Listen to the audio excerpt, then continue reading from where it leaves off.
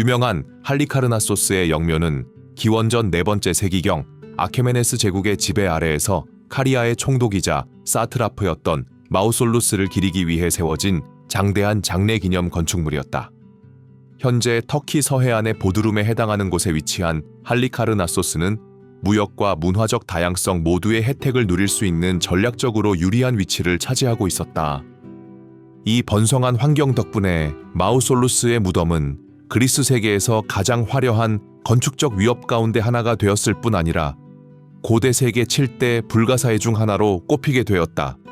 마우솔루스라는 이름은 그 영향력이 워낙 커서 그의 이름에서 유래한 마우솔름 영묘이라는 단어가 웅장한 장례 건축물을 가리키는 일반 명사가 되었다. 페르시아 제국의 반독립적 사트라프로서 마우솔루스는 상당한 자치권을 가지고 카리아를 다스렸으며 행정을 감독하고 도시들을 아름답게 꾸몄다. 야망과 교양을 겸비한 그는 수도를 밀라사에서 할리카르나소스로 옮기고 성벽 극장 사원 등을 건설하는 광범위한 도시 개발에 투자하여 지역의 번영에 기여했다.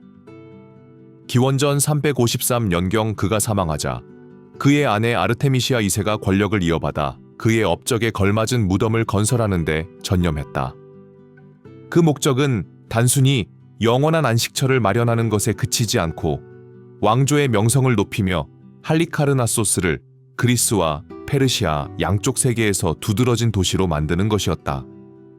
이 장대한 비전을 실현하기 위해 아르테미시아 2세는 당대 최고의 건축가들을 불러들였다. 또한 이 프로젝트에는 스코파스, 티모테오스, 러카레스, 브리아크시스와 같은 저명한 그리스 조각가들이 참여해 영묘의 장식 조각에 그들의 예술적 흔적을 남겼다. 다양한 출신 배경을 가진 이 예술가들의 존재는 할리카르나소스가 지닌 세계적이고 다문화적인 성격을 반영했다. 장인의 뛰어난 솜씨와 고품질 재료의 결합은 그리스 전통과 페르시아 영향, 그리고 소아시아의 건축 양식이 어우러진 구조물을 탄생시켰다. 영묘의 가장 두드러진 특징 중 하나는 건축적 창의성이었다. 넓은 직사각형 기단 위에 세워진 이 건축물은 대칭적으로 배열된 이오니아식 기둥들로 둘러싸여 있어 내부 공간을 강조하는 주랑을 형성하고 있었다. 이 직사각형 기단 위에는 고부조와 저부조로 장식된 거대한 석재 블록이 놓여 있었는데 여기에는 신화 이야기, 군사적 승리, 그리고 지역 문화 요소가 묘사되어 있었다. 이 장식 프리즈 위로는 층을 이루는 피라미드가 세워졌으며 그 꼭대기에는 네 필의 말이 끄는 전차 쿼드리가의 거대한 조각상이 놓여 있었고 그 위에 마우솔루스와 아르테미시아 2세가 승리의 자세로 묘사되었을 가능성이 있다. 이오니아 양식 요소와 이집트 디자인을 연상시키는 피라미드형 구조를 결합한 것은 의도적인 문화적 융합을 강조한 것이었다. 이러한 건축적 융합을 통해 마우솔루스와 아르테미시아 2세는 왕조의 권위를 과시할 뿐 아니라 동지중해 지역의 예술적 다양성을 수용하는 개방성을 보여주고자 했다. 이러한 양식적 결합은 외부의 영향을 받아들이고 발전시키는 능력이야말로 건축적 장엄함을 낳는다는 생각을 전달했으며 그들의 정치적 정당성을 강화했다. 페르시아, 그리스, 그리고 다른 문화 전통의 영향을 받은 사람들에게 이 영묘는 할리카르나소스가 문화, 경제, 종교 발전의 중심지였음을 보여주는 증거였다. 건축을 발주하고 감독하는 것 외에도 아르테미시아 2세는 이 지역의 정치적 안정을 보장하는 데 중요한 역할을 했다. 전설에 따르면 그녀는 깊은 슬픔에 잠겨 마우솔루스의 유골 가루를 액체에 섞어 마셨다고 한다. 그녀는 통치 기간 동안 영묘를 왕조 권력을 강화하는 수단으로 삼아 궁정과 시민들을 하나의 공동 프로젝트로 결집시켰다. 기념물의 주 재료는 대리석이었는데 이는 구조물의 내구성과 우아함을 동시에 부여했다. 최고 품질의 대리석 블록은 지역 채석장과 인근 섬에서 채취되어 현장으로 운반되었고 숙련된 조각 작업을 거쳐 기초와 장식 요소를 형성했다. 정교한 부조들은 전투 장면, 의식 행렬, 신화 속 인물들을 묘사하며 당시 그리스 조각 특유의 고도의 석조 기술과 원근법 해부학에 대한 깊은 이해를 보여주었다. 단순한 무덤 이상의 의미를 지닌 할리카르나소스의 영묘는 사회적 종교적 기능을 모두 수행했다.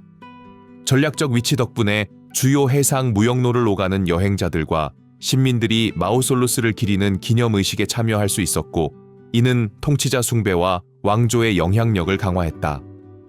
이곳에서는 해마다 마우솔루스의 추억을 기리는 행사와 종교의식, 문화 축제가 결합된 연례 축하가 열렸을 가능성이 크다.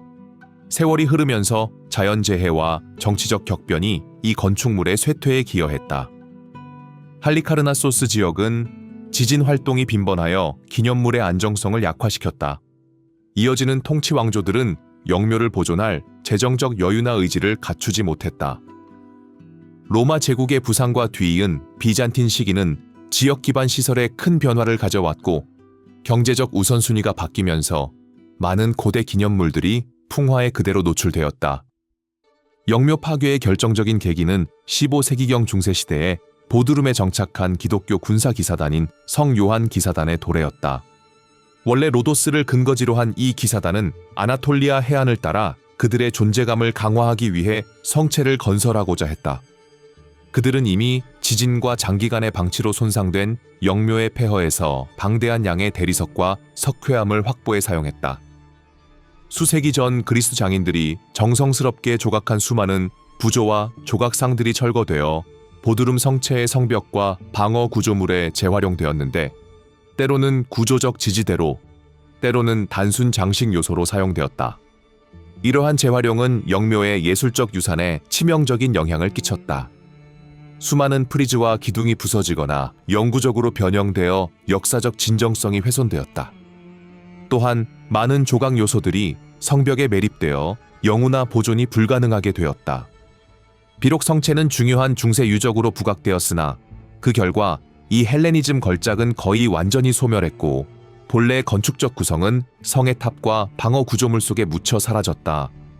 도시가 성 주변으로 확장되면서 영묘 건축의 잔해는 점차 도시 경관에 흡수되었다.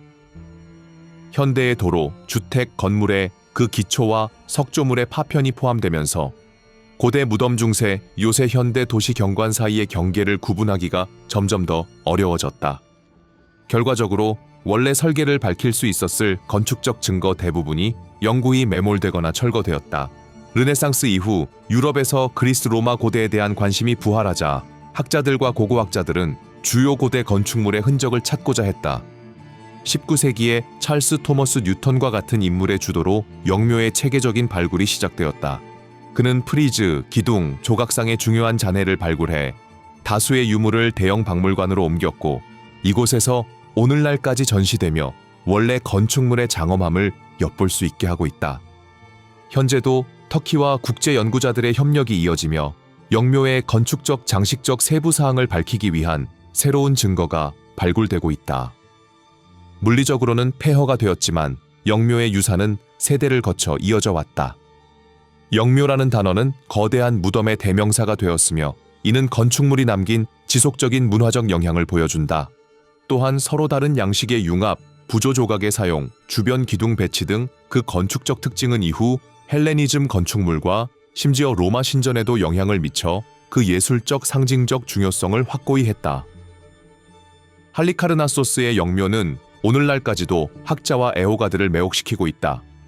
보드룸의 유적을 방문하거나 박물관에서 원래의 유물을 보는 것은 정치적 변화와 문화적 교류가 교차하던 시대의 기술적 역량과 미적 세련미를 직접 느끼게 한다. 본래 마우솔루스의 권력과 기억을 기리기 위해 세워졌으나 이제는 인류가 야망을 영원한 예술적 성취로 승화시키는 능력의 상징이 되었다. 폐허 상태임에도 불구하고 이 영묘는 고고학 연구, 역사 연구, 그리고 과거가 예술과 건축을 통해 어떻게 구현되었는지를 이해하고자 하는 이들의 상상력을 자극하는 영감의 원천으로 남아있다. 더 이상 현존하지 않지만 할리카르나소스의 영묘는 정치 영성 예술을 하나로 엮어 전통적 경계를 초월한 구조물로서 고대의 가장 뛰어난 건축 업적 중 하나로 역사에 그 이름을 남기고 있다.